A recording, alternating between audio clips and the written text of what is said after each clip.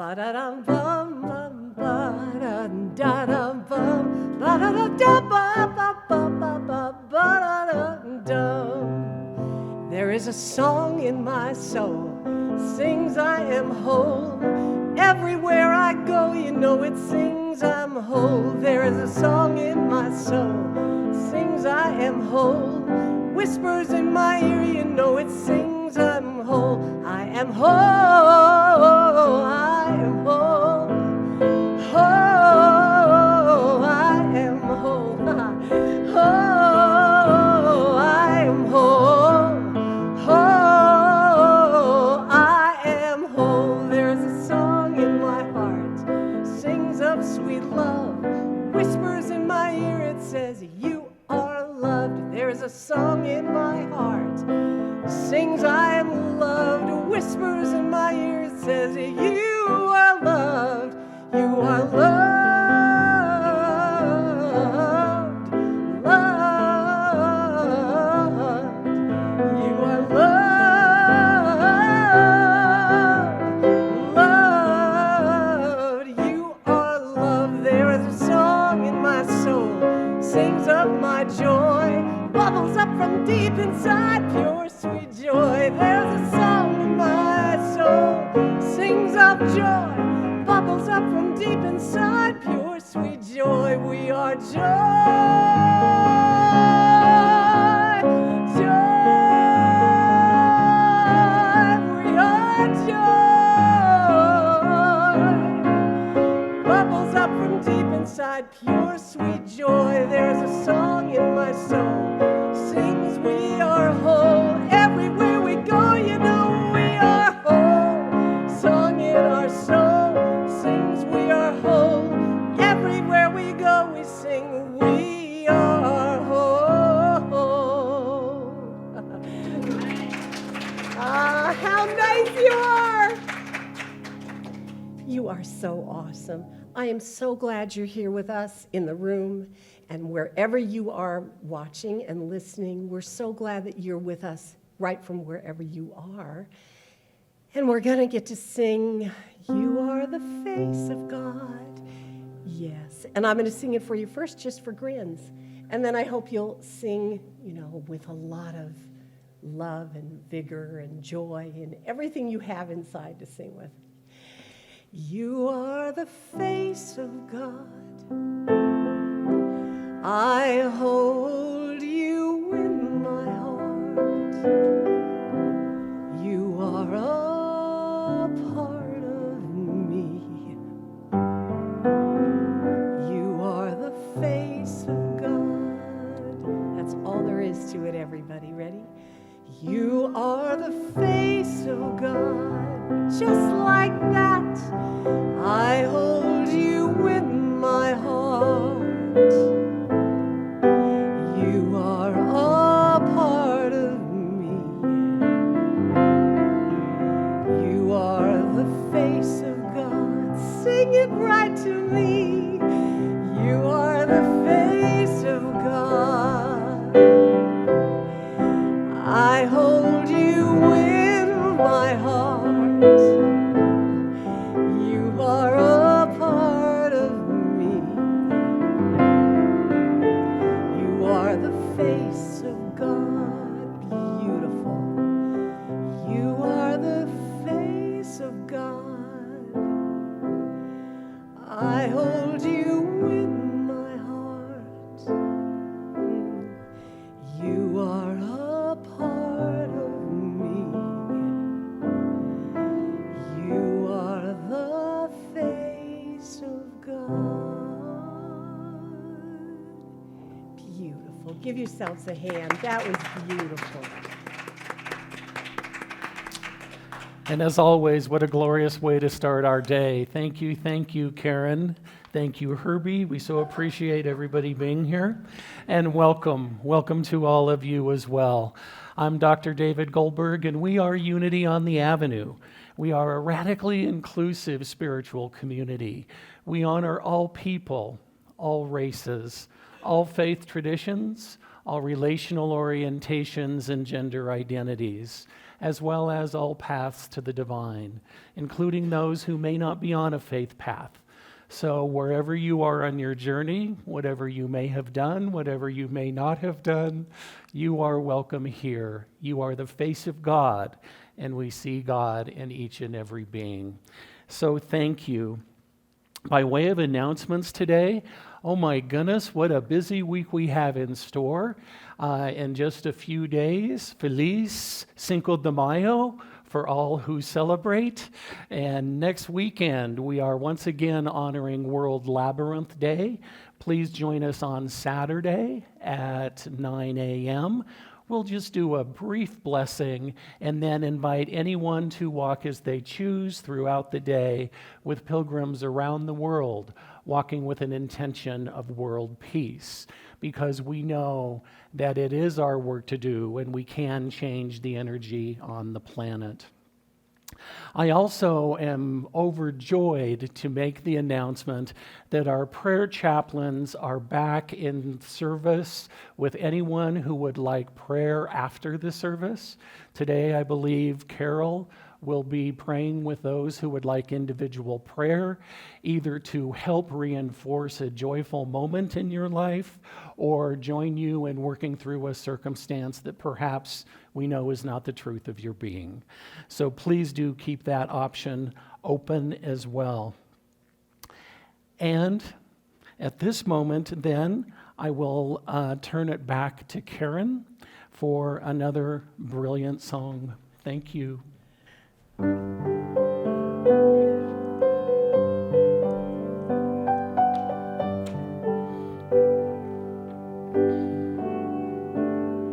Surely the presence of God is in this place. I can feel the mighty power and the grace.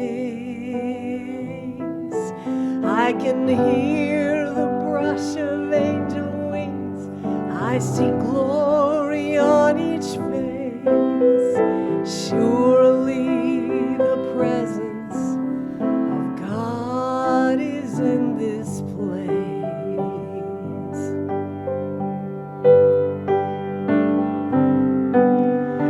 Surely the presence of God is in this place. I can feel the mighty power and the grace. I can hear the brush of angel wings. I see glory on each face. Surely the presence of God is in this place.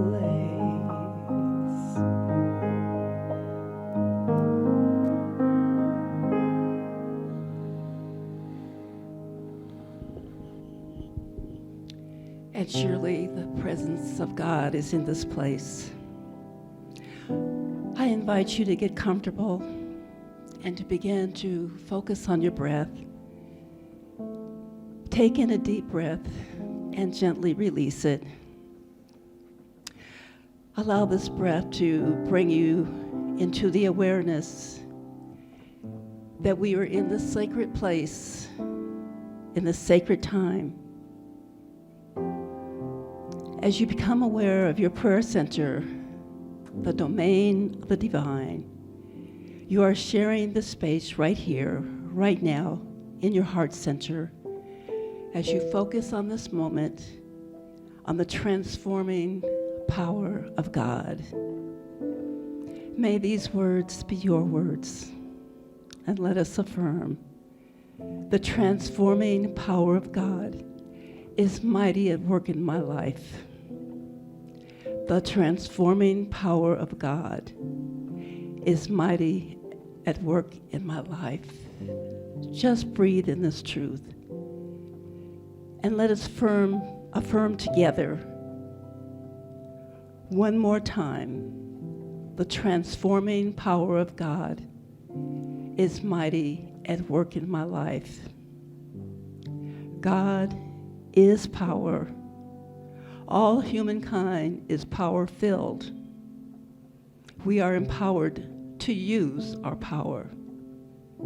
God is that tremendous storehouse of energy that manifests no power at all until that energy is set into motion through my consciousness. My consciousness, the collective consciousness of my mind, joins together with the consciousness of all humankind, has unlimited capacity that words simply cannot express. And when I tap into that power reservoir, I realize the full potential of my own divinity and my divine connection to God. I tap into the full potential of divinity of humankind and humankind's attachment and connection to God. I am power-filled and full of the energy that makes it possible for me to do the work. It makes it possible for me to do the work that I have been called here to do in the name, in the nature, and in the light of the indwelling Christ. And I breathe. The indwelling Christ that I recognize, affirm, and celebrate in all mankind.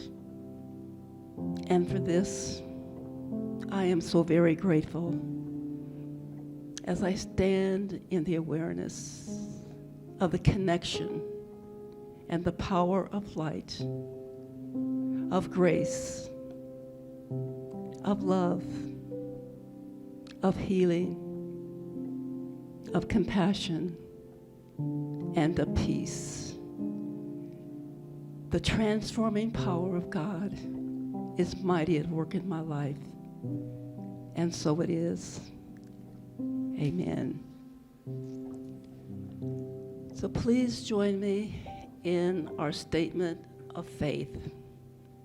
There is one power and one presence in the universe and in my life, God the good, omnipotent. Alleluia.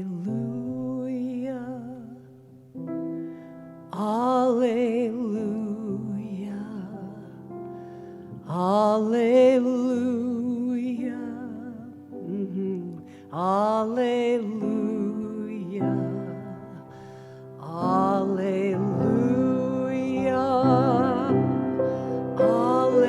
Alleluia. Alleluia. Alleluia. We are one now. We are one now. We are one now. We are one now. We are one now. We are one now. We are one now. We are one now. So we sing Alleluia. Alleluia. Alleluia. Alleluia.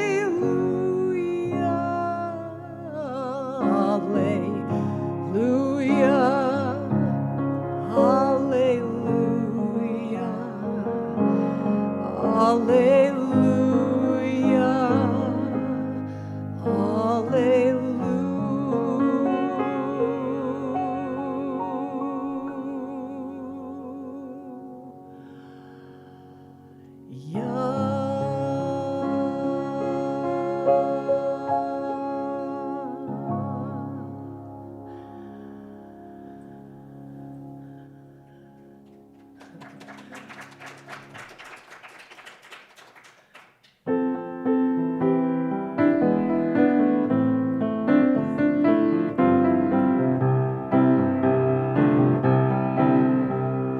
I'm choosing heaven today. I'm choosing heaven today. I'm walking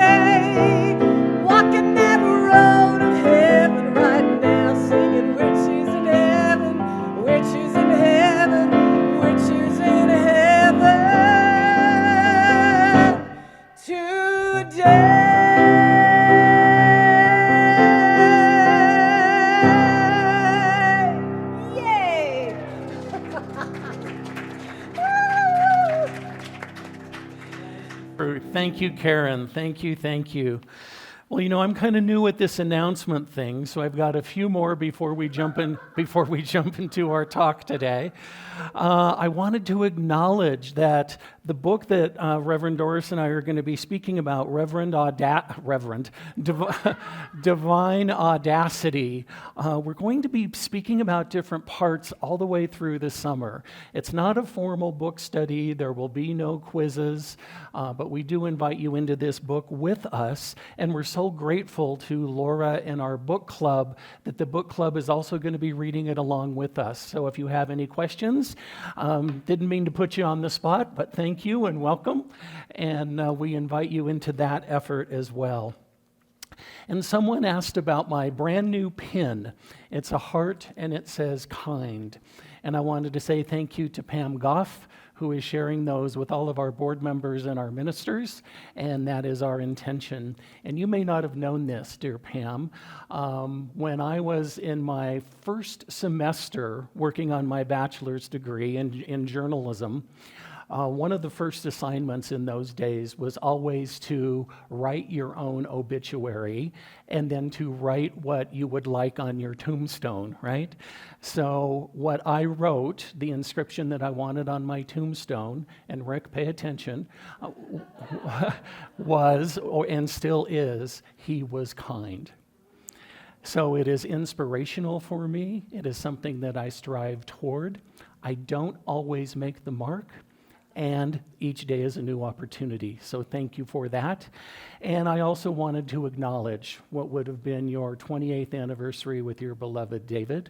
We continue to hold him and you in our hearts. Thank you for being with us. Brilliant. Brilliant. Thank you. And speaking of anniversaries, I also want to welcome back Alan Hubbard and Mike Duran. Thank you, thank you, thank you.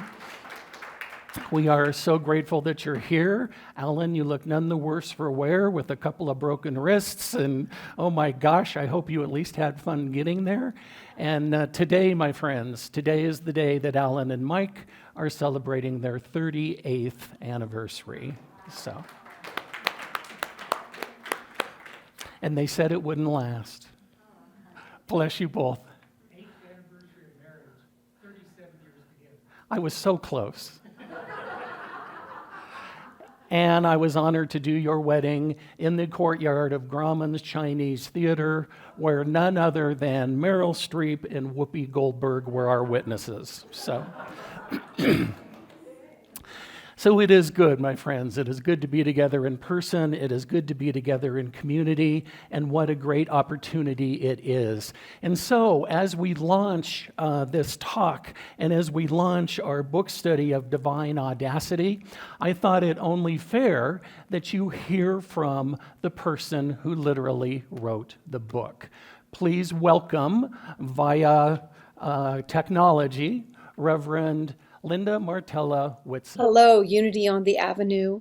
It's really my thrill to be able to introduce to you my book, Divine Audacity, Dare to be the Light of the World. Kermit the Frog, who was my favorite of the Muppets, he sang a song called It's Not Easy Being Green. Well, it occurs to me it's not easy being the light of the world either, is it? But it is essential. In fact, I take for myself a mission that I found written in Charles Fillmore's book, Talks on Truth.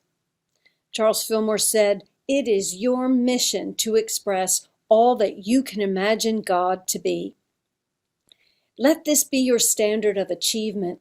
Never lower it, nor allow yourself to be belittled by the cry of sacrilege. You can attain to anything that you can imagine. If you can imagine it is possible to God, it is also possible to you." I've taken this as my personal mission, and it's been backed up again and again and again in connection with the prime principle of unity, which is one power, one presence, one identity, which is divine. Ernest Holmes said it this way. He said, "It has been said that we can know God only insofar as we can become God. It's a pretty bold statement. Thus, divine audacity. It takes spiritual boldness, doesn't it, for us to claim oneness, for us to really live into the principle of unity. So this has been expressed all throughout the ages in so many ways, including the scriptures that you and I might have been raised on, and that certainly Jesus was raised on. The scripture that he quoted that says, "Let me tell you, you are God's sons and daughters of the Most High." So how do we know this is our mission, to live in oneness, to experience and express oneness? Well, here's how I know it. I know it because when I feel disconnected, when I'm fractured in a relationship, when I am having a scarcity consciousness, when I feel unworthy in any way, I feel a sense of suffering. I have kicked myself out of the kingdom of oneness.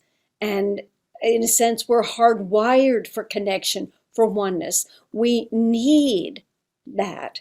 And because of it, we have a sense of longing when we're somehow outside of that kingdom of oneness. So to me, this is the greatest work of our lives, is to understand the principles that have us recognize our divine identity and be able to express them more fully in the world. And that's what each of our 12 powers is about, right? All of it is about expressing our divinity. Charles Fillmore said, if you're looking at yourself or any other person in any way, he calls it the God-man, in any way but as the God-man, my translation, as the divine human, you're really lying to yourself, he says, about yourself or about the other person.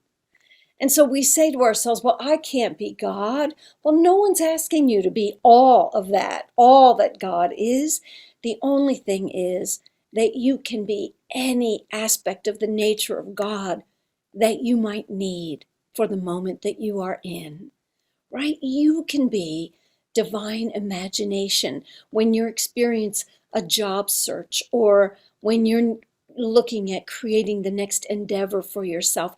You can conceive and envision and then embody that idea. You can become the stabilizing power of spiritual strength, right? When you have been worrying about your health or about someone else's, you can be the adjusting power of divine order. In times of uncertainty or chaos, you can insert order with your orderly mind, you see. And you can be the harmonizing power of love in your relationships with another human being. All of these capacities are ways that you can particularly experience and express oneness. You can claim, I am that I am. You study each of these aspects of your spiritual capacities that are laid out in divine audacity, and you'll get very good at believing that you are the light of the world, for that is what you are. And I know this about you.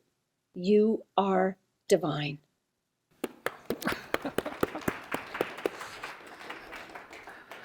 What do you say we have another song and call it good? So I love the way Spirit works. I love synchronicity. I've known Linda for years. We had done some work together. I reached out to her on Monday. We had an exchange. We had a conversation. She said, "What exactly do you want?" I said, "Whatever you are generous enough to provide." She recorded the video on Tuesday. She sent it to me on Wednesday. I forwarded it to Ken, and God is in, around, and through all of the technology.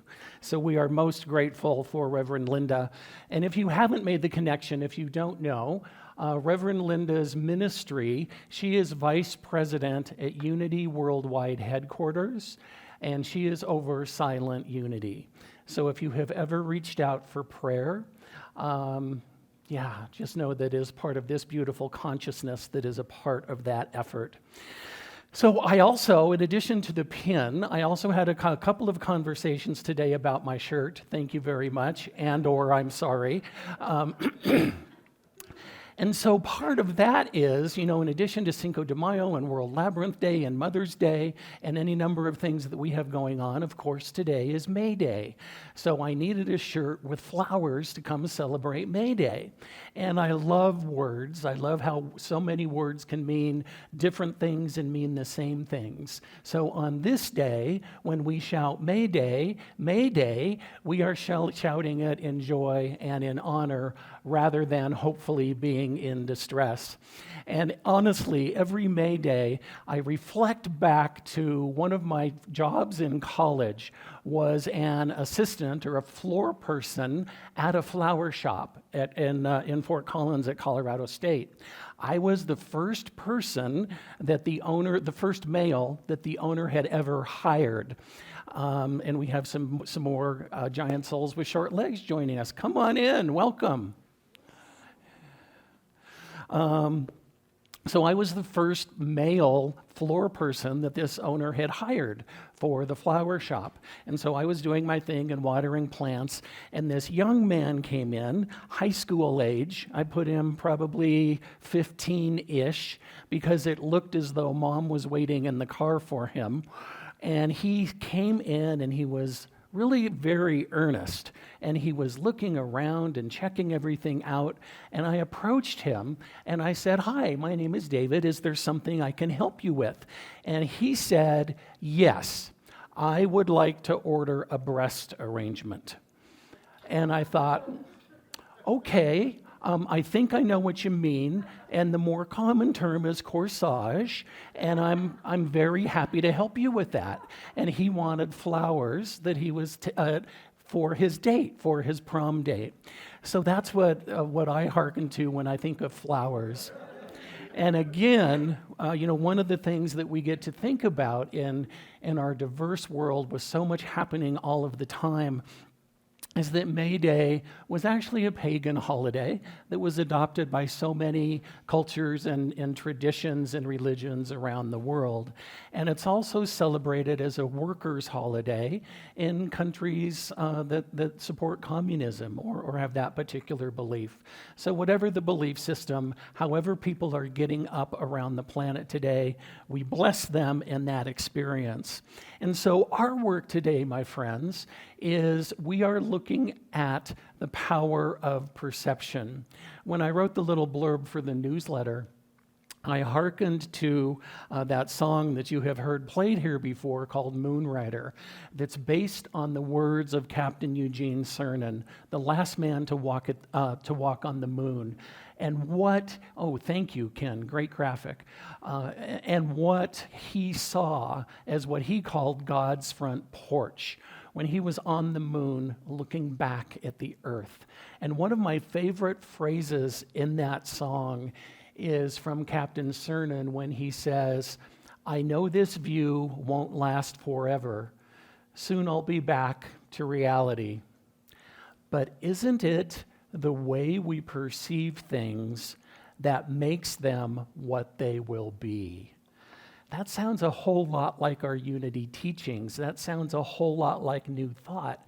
That sounds a whole lot like change your thinking, change your life. And so that is what we are exploring today, is the concept of perception as we begin to look at divine audacity. And I wanted to share with you just a couple of bits in here that I just love in Reverend Linda's writing. In her introduction, she says, "My purpose is to transcend religion and to flatten spirituality." How's that for a personal mission? She goes on, "To level the playing field of thought and experience so that there is no higher and lower, no more spiritual and less spiritual. I want that we realize our oneness with God. Instead of identifying ourselves as only human, I believe we free ourselves from our limited human perspective by identifying our nature as divine." divine audacity. I love that. And so, what does that look like for us? I shared that I would be speaking about part 1 of her book today. And what she talks about in that is that it is our work to acknowledge our divine audacity. If we are perfect expressions of the divine, then who are we not to acknowledge that Christ presence, that Christ consciousness, that God within? Whatever your terminology, whatever words you like, feel free to substitute them. Don't lose the message through the messenger. So how do we acknowledge our divinity? How do we acknowledge our divine audacity? And once we acknowledge it, then what does it look like to admit it to ourselves and to those with whom we're interacting in the world? So we acknowledge, we admit, and then we allow. 3 very different and important steps. And varying slightly from all of the alliteration, her 4th step is to be. To be that divine presence, to be that divine audacity. And I so appreciate what Linda was talking about when she said, it's the expectation is not that we're going to embody all of those 12 powers at any given time. The expectation is for our human selves to know that we have all of those God qualities, regardless of how I might show up in this moment or in that circumstance, that I can always get myself back to center, right?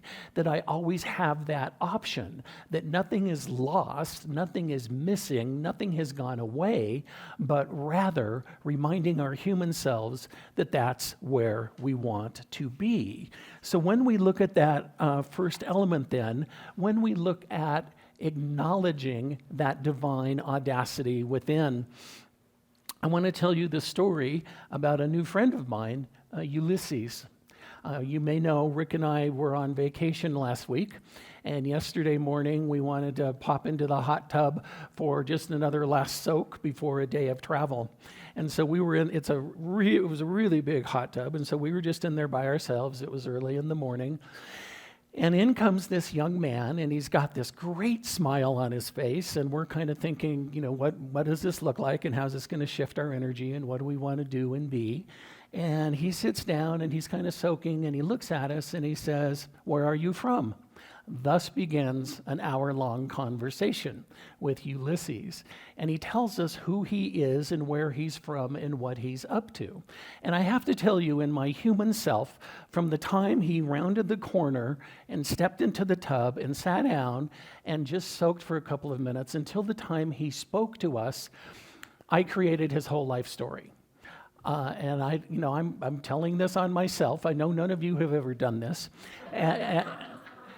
And I said, the story that I created about this young man was that he worked in food service for the resort, and that he had done a great job, and that he was employee of the month, and that they were offering him this gift as part of his acknowledgement, and that he was going to be at the resort for 3 days, and everything was paid for.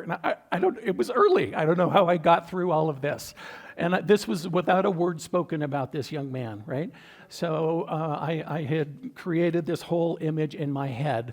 And on a more serious note, I recognized, as I thought through what I had done, I recognized my white privilege. I recognize my male privilege. I recognize any number of those elements that fed into that stereotyping of that young Mexican man. And I continue to work with that. That being said, we started to have this conversation, and his English is so much better than my Spanish. And then he started asking us what we do. And that's always an interesting question for Rick, because sometimes he's a psychic, sometimes he's a life coach, sometimes he's a consultant. And so I just go with the flow, right? He's very capable for speaking for himself. So I just look at him, and this time he's a life coach. And he says life coach. And this young man wasn't really clear on that concept. So Rick and I are going back and forth, and we're looking at each other, and we finally came up with consultant. And this young man understood business consultant, and so that's what Rick was for the conversation. And then he looked at me and he said, "What do you do?" And I couldn't get the word out fast enough, and Rick said, "He's a minister." And Ulysses got very excited because in the U.S., of course, we have secretaries of all of the different departments in the president's cabinet. In Mexico, they have ministers. And I have no idea where this came from. This young man turns to me and he says, "You're the minister of law?" And I'm like, maybe, no. And we said, "No, church, religioso." And he's like, "Oh, okay." So I was making up stories about him, and he was making up stories about us. And we had this delightful conversation. I told you, he's working in food service and maybe supporting his family, may have a family of his own. And over the course of the conversation, I learned that he had 2 older siblings, one who was studying business administration and had his own business, and that was his older brother. And his second sibling, he said he had 2 older brothers, and his second sibling's name was Nadia. And so I immediately went to my experience and said, "Do you have a sibling who is transgender?" And there were so many words in there that he didn't understand that I couldn't translate. So he had gotten brother and sister confused. He had a sister, and his sister was in medical school studying to be a gynecologist. And, by the way, mom and dad, mom is also a gynecologist, and dad is a pediatrician. So that humbled me a bit, learning more about this young man in our conversation. And my point in all of this is, as we were sitting there, he actually, the reason he was there is he was part of a college, a kind of model UN, model law practice where they adjudicated cases with their team from law school. And he was frustrated because he was 21 and he was the captain of his team, and the 3 other members of his team were all 18, and they just wouldn't listen to him. And I'm like, oh. And so we were having that experience. And he said, "I know the law. They should listen to me." And then he was talking about how much he loved his mother and how helpful she had been to him already in his career. And he said, I was having people problems, and I just called my mother. And I'm like, "Well, you're 21, you know the law, but you don't know people. Good that you should call mom." And he said, "My mother reminded me what I had been raised with and what I was always taught to do. When I'm having a challenge, when I'm in the middle of something difficult, I need to be quiet. That's why I came to the hot tub while all of my friends are sleeping. I need to be quiet. I need to meditate. I need to pray. I need to listen to music." And I'm like, I don't know how to translate new thought. I don't know how to translate unity. And he is exactly who we are. He is an old soul in a young, chronologically aged body. So he was able to acknowledge where he was lacking in his human self. So where in your life, my friends, might you be able to take that step to acknowledge something that isn't quite right, and just in your opinion, as yours is the only opinion that matters? What is feeling scratchy to you? What would be helpful for you to acknowledge, to be able to address? I have many friends that I'm honored to support as part of different 12-step programs. And what I understand of the 12-step programs is one of the first steps is to acknowledge that there's a challenge, to acknowledge that there's a problem or an ongoing challenge. So what does that look like for you as you step into that place of acknowledgement? As we work around admitting, I'm reminded of the movie Forrest Gump. Any Forrest Gump fans? Kind of. It had been a while for me. We got to the airport really early, and by the time we were able to get something to eat yesterday, we found ourselves at Bubba Gump's Shrimp Company. Nothing says Mexico like Bubba Gump. So we were having, as we were eating, and we'd been to other Bubba Gumps, but I didn't realize that they had 8 or 10 different monitors all playing the movie at the same time, but all different parts of the movie. You know, why synchronize it? We just put them on a loop and let them play on each individual TV. So we're sitting there for a couple of hours, and we're eating and doing our thing, and Rick says, "Which one are you watching?" And I said, "Well, I'm kind of watching 3 of them." And he's like, "Yeah, I'm kind of watching 2 of them." So part of my metaphor is going to be a little mixed, and if any of you are purists on the movie, please forgive me. But what I was reminded overall, the thought about Forrest Gump, is he always showed up.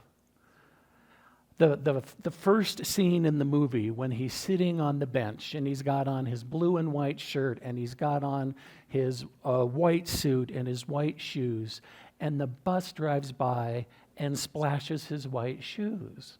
Well, I don't know about you, but I would have gotten wound up and, maybe said some not so spiritual things about the bus driver, and then me for sitting so close to the street, and then, where can I change and what can I, and he just sat there.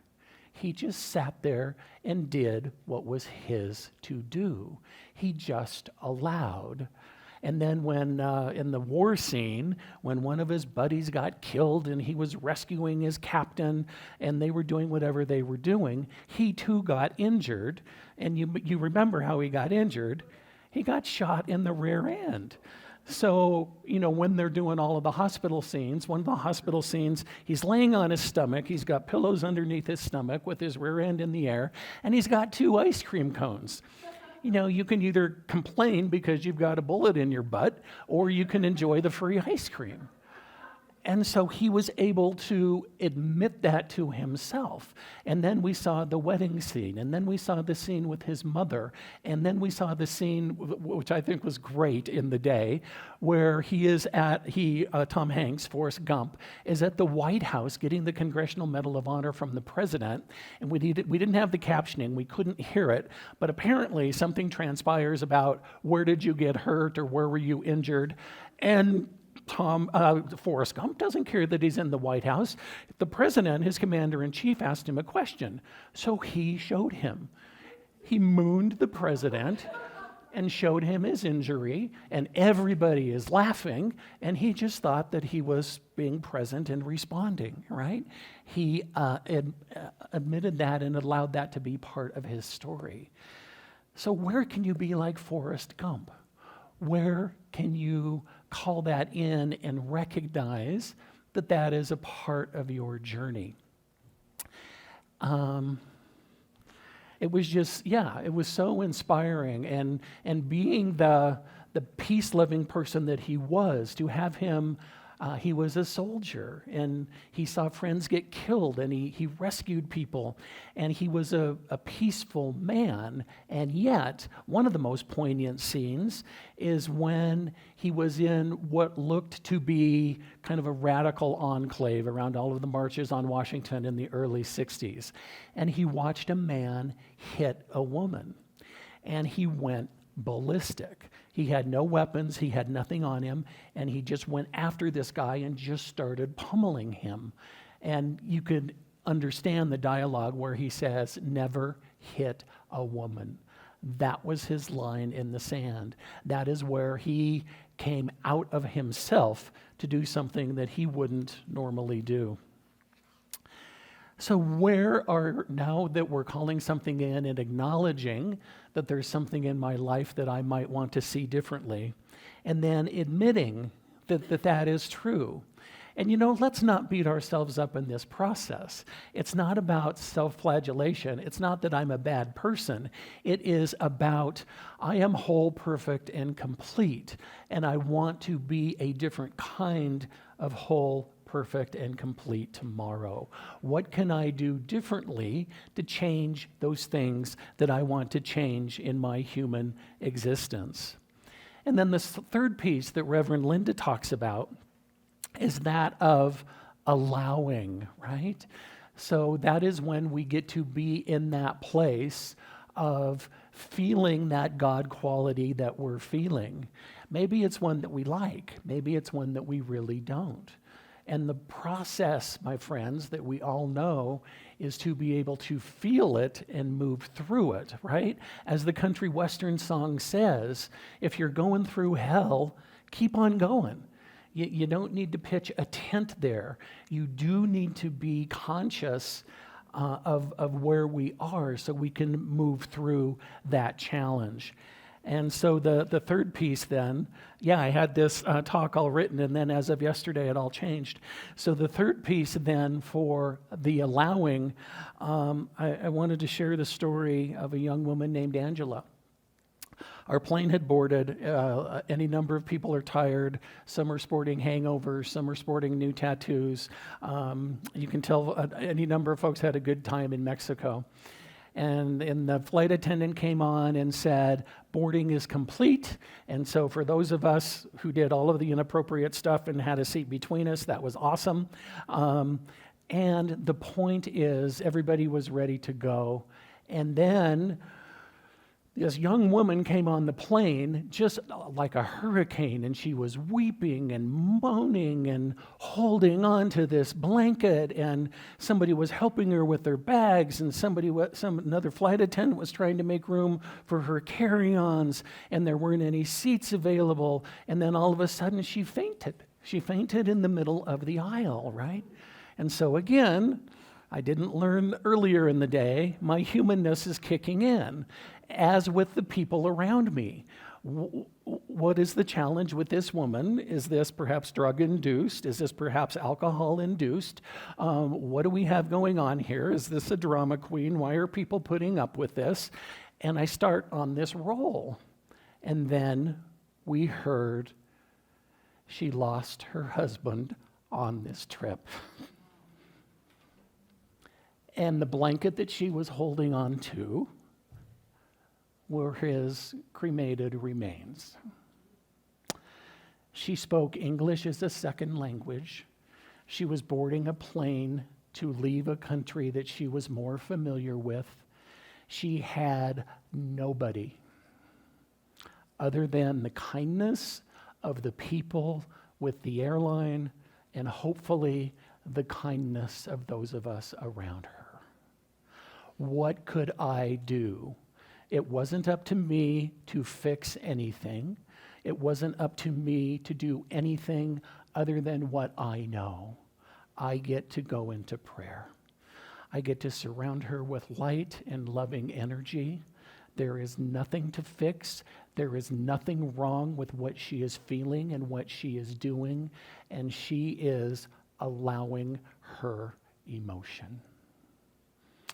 Would it be what she had what she would have chosen? Probably not. And as a part of that experience then, she was able to sit calmly for the 3 hours of the flight, clutching her husband's ashes, having conversations with people around her in a language that was not native to her. And she allowed it. So what are you holding back, my friends? Is there a God quality? Is there an emotion within you that needs to be heard? What can you share? How can you choose to share it? Is it an emotion that needs to be released? Is it a conversation? Is it something in writing? You know, it has been said when we hold on to that anger, when we hold on to being mad at somebody or whatever that emotion is, it's not doing anything but eating us up. So when I forgive, that's not saying that I'm erasing the slate clean and all is well. That's saying I'm no longer giving you an inappropriate and inordinate amount of space in my mind and in my body. I choose to have you in my life. I want to have a healthier relationship and communication with you. And so let us engage in a way that works for both of us, you see. So what is yours to allow? Is that an awesome God quality? I so loved having so many young people here on Easter and last week, and having that energy in our sanctuary. And you've heard me say this before, never postpone joy. And we had little ones getting excited about bubbles and about chocolate and about marshmallow Easter bunnies. What are you postponing? What can you celebrate in your life? Who can you text? Who can you call? Who can you share love with? I was doing a memorial several years ago about a 13-year-old for a 13-year-old who had a fight with his girlfriend and chose to leave the planet. And we had the service in the high school gymnasium in rural Colorado. And I hadn't planned this, and I looked around, and there were a number of young people on their phones. And I don't know if they were texting or taking notes or doing something online. And I was not offended. I know people process differently. And I had the thought, I just got a download from Spirit, and I said, okay, so I want all of you to take out your phones now. So everybody pulled out their phones, and these young people are like, we never hear that in school, and we really never hear that in church. And I said, I want you to take your phones, and I want you to spell out 3 words. I don't want you to use abbreviations. I don't want you to use numbers. I want you to write out, I love you. And I want you to text it to somebody. And that was a moment for a number of these young people. It helped them allow what they were feeling, right? They were missing their friend. They didn't understand. And that also helped me reinforce the message that I was trying to share with them that day, is that this brilliant young man chose a permanent solution to a temporary problem. And that helped them work through it in a way that they could understand and that they could be in that place of love. So finally then, Reverend Linda gets to the point of saying, just be. Just embody the principles. Easier said than done, at least in my experience. And again, the goal is not perfection. The goal is being on the path. The goal is being conscious of where we're going to move. So that's what we know as being religious people, as being people on a spiritual path, is that we get, every day is our own personal resurrection. Every day we get to say, I love my life, and I'm going to do something different today. Every day we get to say, I'm going to be happy today, because if I get that, or if I do that, or if they're nice to me, is not going to make me happy, you see. When I'm happy, those experiences will change. So when we are just being, again, we've heard so many times, there's a reason why we are human beings and not human doings. I invite you into that place of silence, whatever that looks like for you. Maybe a meditation cushion works. Maybe it's your favorite chair. Maybe it's walking the dogs. Alan, you be careful with that one. Maybe it's, whatever that looks like. I'm not here to tell you what is right or what is wrong. I'm here to tell you that you know what is right. You already know what you need to rejuvenate. You know what you need to be in that place of centeredness and rejoicing. And so I would share with you in closing that many of you know that I am on the path to being eligible to be ordained in the Unity tradition. So I started my second class while we were away, and I shared a little bit of my story that I had the great honor and privilege to publish and edit Science of Mind magazine for 7 years. And there are 5 students in the class. There are 5 learners and our instructor. And one of my fellow learners just got these big eyes, and she started laughing, and she wasn't muted, so I could hear her laughing. And I'm like, I'm not sure what that's about. I'm trusting that all is good. And so we did that, and we were going around and introducing each other. And then Alicia came on, and she said, David, I just want you to know that I was raised in the Catholic tradition. I'm on the path to become a unity minister. I've done all of this work. And she's also got a degree in the creative arts. She's extraordinarily talented. And so that is her bailiwick. That is her ball field. And she said, I want you to know that I had this great idea for this slogan, and it is, change your thinking, change your life. And she held up her arm, and she's got it tattooed on her arm. And she said, I thought I was so creative. I thought I was the only one on the planet that thought of change your thinking, change your life. Then I walk into Barnes & Noble in New York City, and I see Science of Mind magazine, change your thinking, change your life. She said, part of me wanted to get a new tattoo, and the other part of me says, I'm pretty awesome, and we're all tapped into the one. And I invite you to be like Alicia. Recognize that you are that perfect child in whom God is well pleased. Recognize that nothing needs to change unless you choose for it to. And recognize that the power comes from positive change rather than a place of negativity or lack. That is where we are bold and we are brilliant. And yes, we are divinely audacious in assuming that we are perfect expressions of the divine and that we can create and co-create the life of our choosing. A couple of other pieces I wanted to share with you from Reverend Linda's book. Divine audacity is bold spiritual living under the radical premise that I am divine. I am courageously responsive. I am fearlessly self-reflective and self-corrective.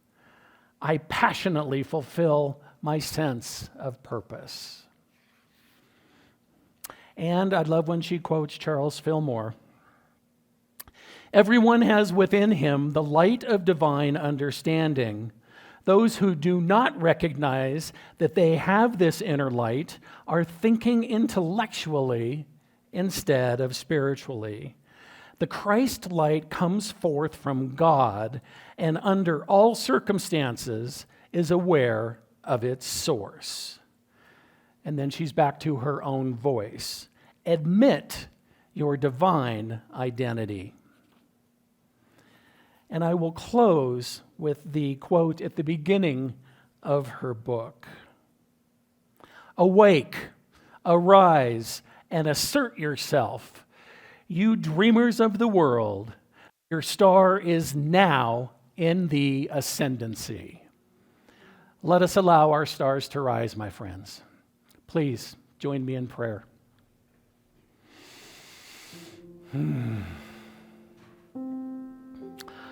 I am so blessed to know so many who already claim their divine audacity, who claim their birthright, who know that they are perfect expressions of the divine, not from a place of ego or narcissism, but from that place simply of knowing, from that still small voice within that says yes, that says you are the light of the world, that says continue to let your light shine, regardless of age, regardless of gender, regardless of circumstance.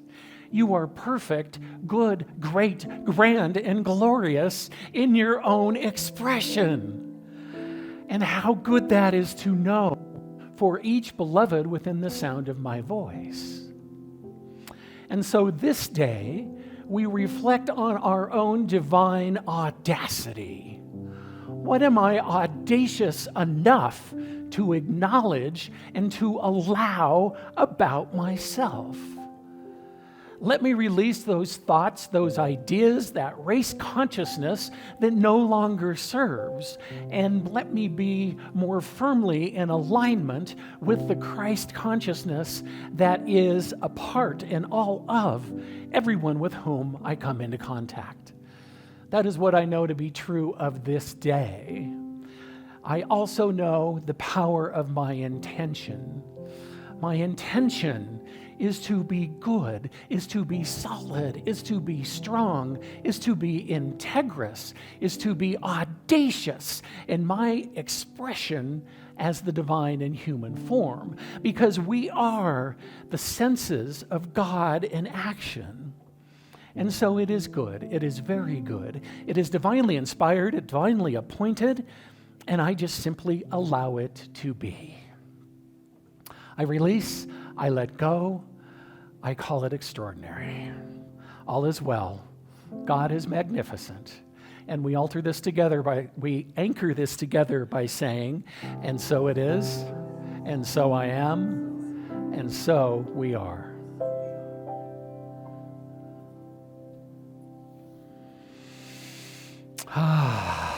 Divine audacity. I see you, I hear you, I feel you, I bless you. And now, my friends, we have that moment to give where we are spiritually fed. And what I know to be true is that the one God who hung the moon and the stars and the sun and continues to express through every one of us is present in your gifts and your offerings. We are so grateful, we are so blessed, and we take humble gratitude in your trust that you place in Unity on the Avenue. If you would please join me in blessing our gifts. Divine love, as me, blesses and multiplies all that I am, all that I have, all that I give, and all that I receive.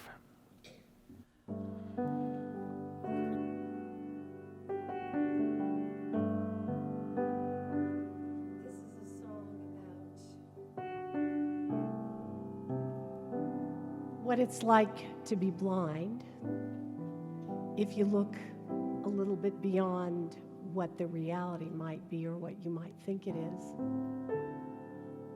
It's not a piece of cake, people, but it is beautiful in its own way. This is one of my tunes. It's called Wish You Could See the Way I See It.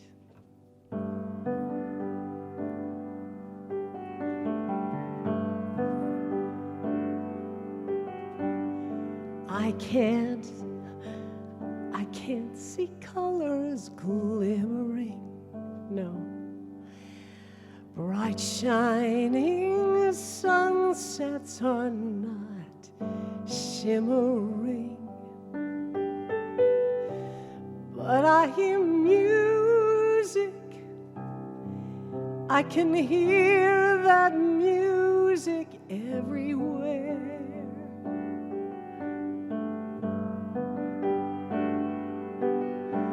The singing of birds, they are my morning light.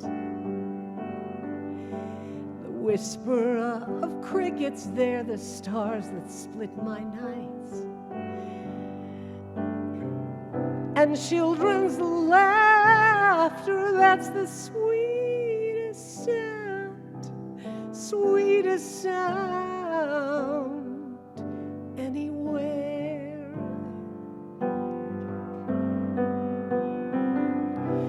Wish you could see the way I see it, hear what I hear.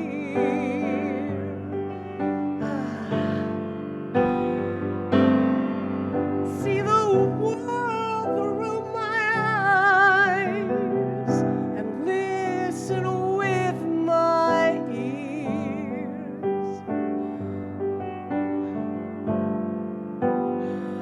Then this world would be different, wouldn't be the same.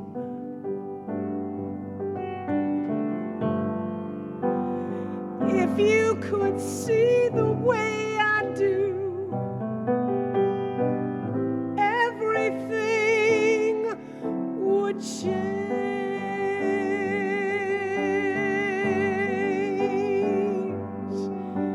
my point of view, I really do believe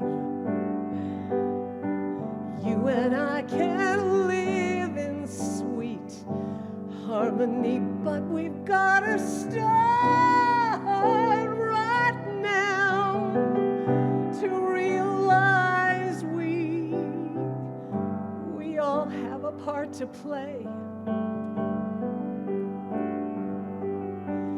Yeah, you see it your way, and I see it mine. I know it's gonna take some time, but we gotta start right now to finally find a way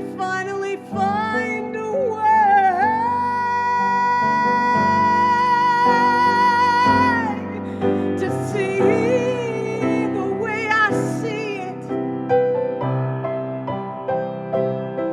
hear what I hear,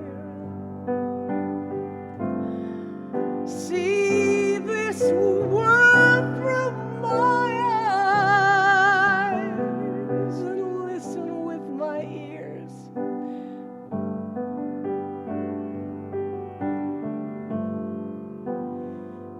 Then this world would be different.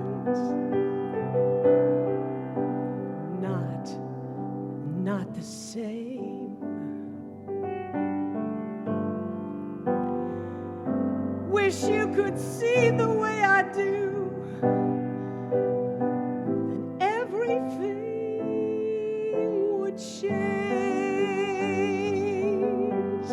Ooh, yeah. No one would be hungry, how about that? And no one would be poor. There would be no reason for wars anymore. Wish you could. Wish you could. God, I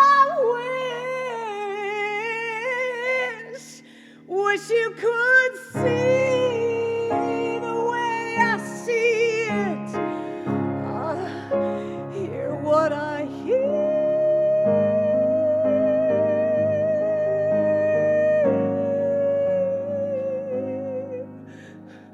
See this world through my eyes and listen with my ears.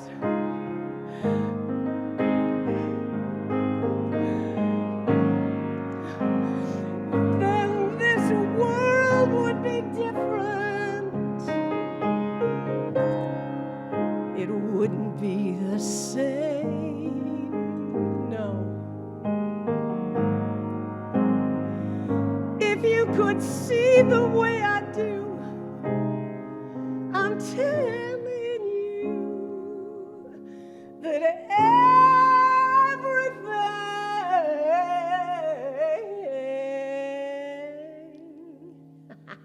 can't help it.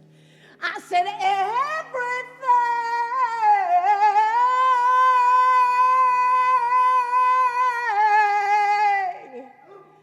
One more. I give it all to you, Unity on the Avenue. I love you with all my heart. I said everything.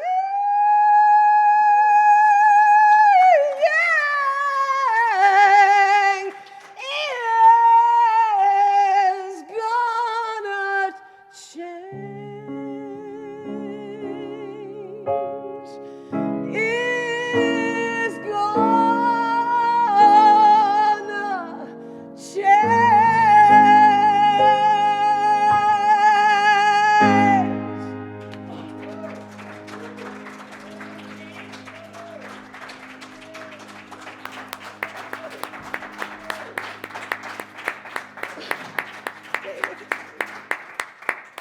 Extraordinary, Karen. Thank you, as always. My goodness. We hear you with our ears, and we see you with our hearts. So, my friends, as we prepare to exit out into this glorious day and this amazing week. Just a few reminders for you. Next Saturday, 9 a.m., World Labyrinth Day. Let's walk the labyrinth with people all over the world with the intention of world peace. Next Sunday, 12 noon, Reverend Doris, Mother's Day, honoring all mothers and all who play the role of mothers in people's lives. It's going to be a powerful service. Please join us. And I wanted to remind you once again that Carol will be praying with anyone who would like individual prayer immediately after the service. And we also thank Penny Ware for being our chaplain in service today.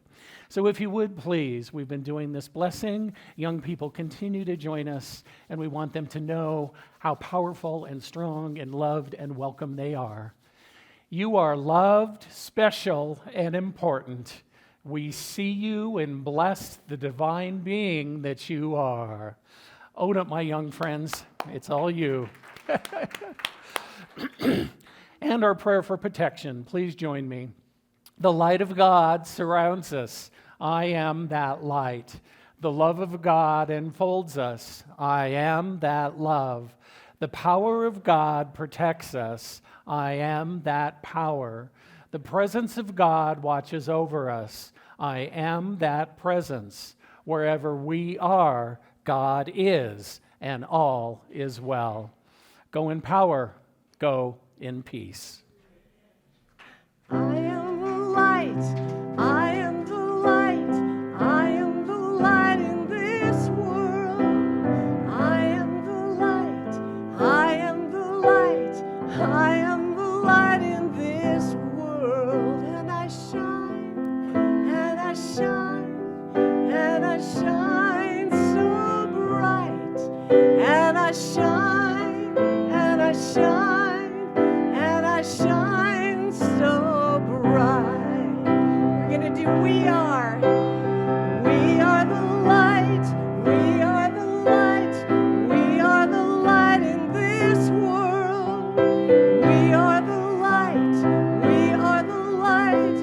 We are the light in this world. And we shine, and we shine, and we shine so bright. And we shine, and we shine, and we shine so bright.